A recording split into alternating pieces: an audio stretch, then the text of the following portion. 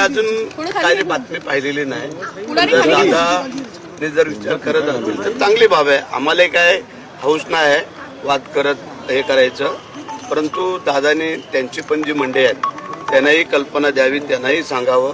चुकीचं आणि खोटं नाटं जे काय व्हिडिओ दाखवण्याचं काम किंवा हे जे काय चाललेलं आहे हे पण कुठंतरी आता आम्हाला शोधणं गरजेचं वाटतंय. कारण आरोप प्रत्यारोप हे होतं ठीक आहे, परंतु बदनामी एखाद्याची जाणून बुजून करणं की त्याच्यामध्ये काय तथ्य नसताना हे पण थोडंसं वरिष्ठांनी त्याचा शोध घ्यावा असं आम्हाला वाटतंय. या संदर्भात भेट आपली घेतली दादांनी आणि त्यानंतर उदय सामंतांची भेट घेतलेली आहे. आदिती तटकरे यांना देखील समजावून सांगण्यात आल्याचं कळतंय.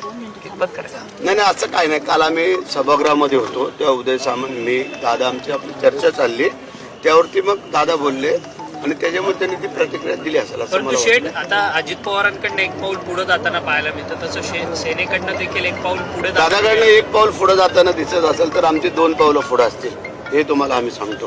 कारण काय आलंय आम्हालाही हौस नाही आहे की वादिवाद करून राजकारण करायचं संघर्ष करून, परंतु प्रत्येकाने समजून घेणं गरजेचं आहे.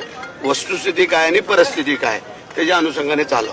परंतु अशाच पद्धतीचा दगापट्टा जर पुढच्या निवडणुकीमध्ये झाला आता सबकी बात सब